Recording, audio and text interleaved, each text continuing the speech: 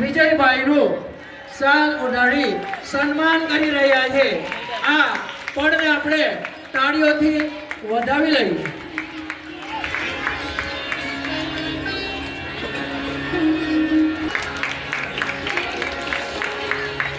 ત્યારબાદ મંત્રીશ્રીએ વાત કરી કે શાળામાં જે હોસ્ટેલ ચાલી રહી છે એ હોસ્ટેલના બાળકો માટે એમણે ખૂબ જ ભોગ આપ્યો છે।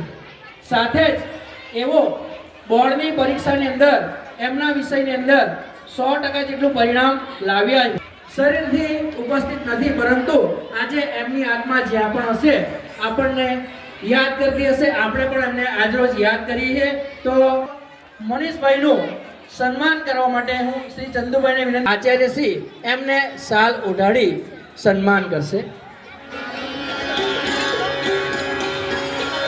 મિત્રો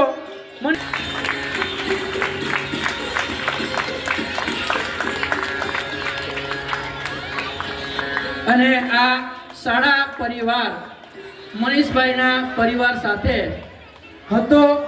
આજે ત્યારબાદ સમારંભના મુખ્ય મહેમાન શ્રીમતી રેખાબેન સન્માન કરવા માટે હું રીટાબેન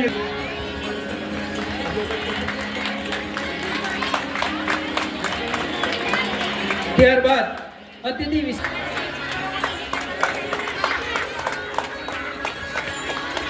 ત્યારબાદ પેવેલિયનના ઉદ્ઘાટક શ્રી રાજનભાઈ, ત્યારબાદ શ્રીમતી ગીતાબેન રાજન,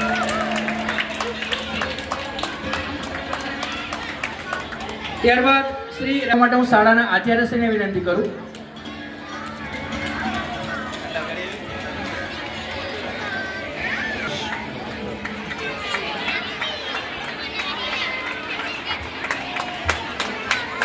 મૂર્તિની ગિફ્ટ આપી છે એવા શ્રી માટે હું વિજયભાઈને વિનંતી કરું શાલ ઓઢાડું।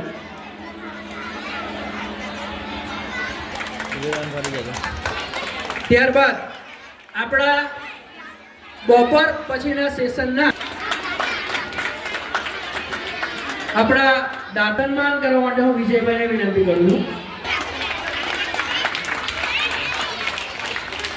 અને અંતે શ્રી 61 થી થઈને આપણે 2026 સુધી પહોંચ્યા। સમય ટૂંકો હતો, પરંતુ ટૂંકા સમયની અંદર પણ કંઈક મહેમાનો આ શાળાની યાદ લઈને જાય એ માટે કેળવણી મંડળના મંત્રીશ્રીના ખાસ આગ્રહ, ખાસ ઇન્ચાર્જ આચાર્ય વિજયભાઈના અથાગ પ્રયત્નથી આપણે એક નાનું સરખું સ્મરણિકા અંક બહાર પાડ્યું છે। મહેમાનોને નમ્ર અપીલ કરીશ તો સ્મરણિકા અંક સૌ મહેમાનોને જગ્યા ઉપર પહોંચતું કરે અને એમના હસ્તે આપણે એ અંકનું વિમોચન કરીશું। આપવામાં આવેલો છે।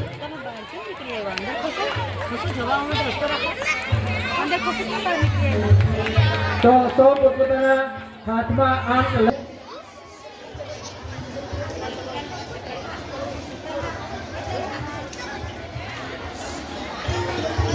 નિહાળીશું, પણ તે પહેલા સવારથી મહેમાનો આપણા સ્ટેજ ઉપર બિરાજમાન થયા, એમણે આ કાર્યક્રમને જોયો, જાણ્યો।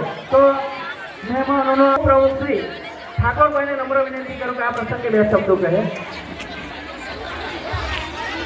જગ્યા પરથી બોલશો તો પણ ચાલતું સર।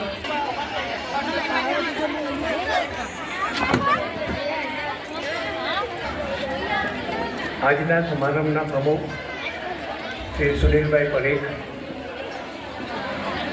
તે પધારેલા ખાસ મહેમાનો, ડાયસ પર બેઠેલા મહાનુભાવો, વિદ્યાર્થી ભાઈ બહેનો, એક ક્લાસમાં ફક્ત 30 વિદ્યાર્થીઓ હોય અને દરેક વિદ્યાર્થીને ઉત્તમ કક્ષાનું પાયાનું શિક્ષણ મળે એવી એમની લાગણી હતી। એમણે આ સ્વપ્નને સાકાર કરવા માટે એના દાતા પણ મેળવ્યા અને સુંદર શાળા બનાવી। આવા શિક્ષણ આપવામાં ઈમાનદારી અને વલણથી કામ કરી રહ્યું છે। હાઈસ્કૂલના આશ્વાસન આપી સ્કૂલ વ્યવસ્થિત ચાલે એની સંપૂર્ણ કાળજી લઈ રહ્યા છે। આવી શાળા ઉત્તરોત્તર પ્રગતિ કરે અને શિક્ષણનું સ્તર ઉત્તમ કક્ષાનું બને એવી શુભેચ્છા પાઠવું છું.